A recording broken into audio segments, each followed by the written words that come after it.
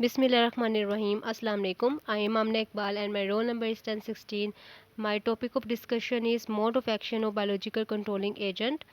Biological controlling agents plant diseases को control करते हैं by two ways, either direct mode of action and indirect mode of action. Direct mode of action में antibiosis, parasitism, reduce pathogen virulence, infection pressure by competition जैसे steps जो हैं वो शामिल है. Here is the image which elaborate direct and indirect mechanism of biological controlling agents that is used to control the plant diseases. Antibiotic is the first method in direct mode of action. इसमें जो biological controlling agents की secretion होती है वो use हो रही होती है कि फाइटोपैथोजेंस को इनहिबिट कर दे उसकी ग्रोथ को. इसकी जो बेस्ट एग्जांपल है वो ट्राइकोडर्मा एस्पिरिलियम है, जो कि एंगुलर लीफ स्पॉट के अगेंस्ट जो है वो वर्क करती है, जिसे सूडोमोनास साइलेंजिस की स्पीशी जो है वो काज कर रही होती है. एंटीबायोसिस में एक ऑर्गेनिज्म की जो मेटाबोलाइट है वो दूसरे ऑर्गेनिज्म के लिए एज अ टॉक्सिक काम कर रहे होते हैं. इनकी सिक्रीशंस में लिपोपेप्टाइड्स, बैक्टीरियोसिन्स, एंटीबायोटिक्स, बायोसर्फेक्टेंट्स और सेल्फ वॉल डिग्रेडिंग एंजाइम्स जो हैं वो पाए जाते हैं. Parasitism is a second method.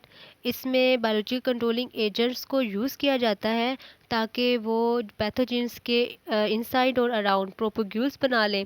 अब जो बायोलॉजिकल कंट्रोलिंग एजेंट्स की प्रोपोग्यूल्स हैं वो जितनी डेंस और जितना डिस्टेंस उनके पैथोजन के नज़दीक होगा उतनी ही इफ़ेक्टिवली जो है वो पैथोजन को कंट्रोल कर पाएंगी.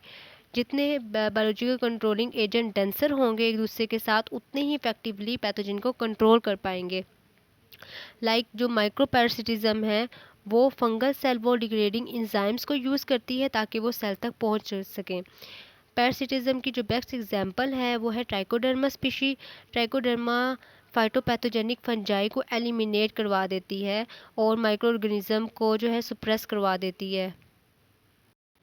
Reduce pathogenic virulence third step है, जिसमें जो बायोलॉजिकल कंट्रोलिंग एजेंट होते हैं वो इंजाइम्स को सिक्रेट कर रहे होते हैं जो कि पैथोजेनिसिटी फैक्टर जो कि पैथोजन में प्रेजेंट होता है उसके साथ इंटरफेयर करता है. इन इंजाइम्स में पैक्टिनेसिस है, सिटिनेसिस है. ये क्या करते हैं, ये पैथोजन की जो विरुलेंस है उसको रिड्यूस कर देते हैं. Infection pressure by competition is a fourth step. इसमें बायोलॉजिकल कंट्रोलिंग एजेंट और पैथोजन के दरमियान में कंपटीशन रखा जाता है for nutrient and space. Biological controlling agent जो हैं वो न्यूट्रिएंट्स को बहुत अच्छे से अपटेक कर लेते हैं एज़ कम्पेयर टू पैथोजन. इसके अलावा जो बायोलॉजिकल कंट्रोलिंग एजेंट होते हैं वो स्पेस के लिए भी कंपटीशन करते हैं.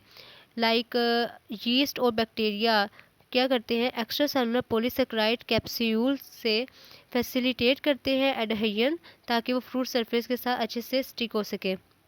इसके अलावा बायोलॉजिकल कंट्रोलिंग एजेंट्स जो हैं वो अमाउंट ऑफ न्यूट्रिएंट्स को लिमिट कर देते हैं फॉर द पैथोजेंस और that is very good for the control of pathogens.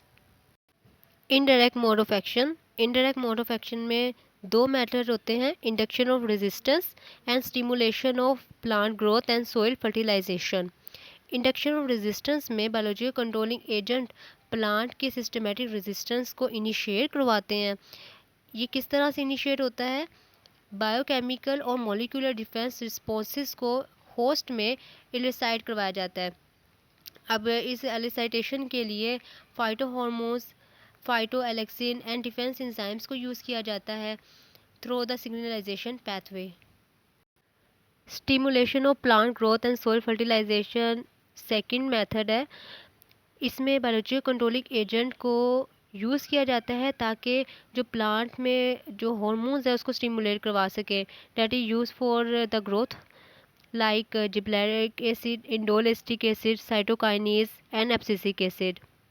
इसके अलावा प्लांट की जो न्यूट्रिशन है उसको भी इम्प्रूव करवाया जाता है with the help of biological controlling agent through availability of iron, siderophore production, phosphate solubilization and nitrogen fixation.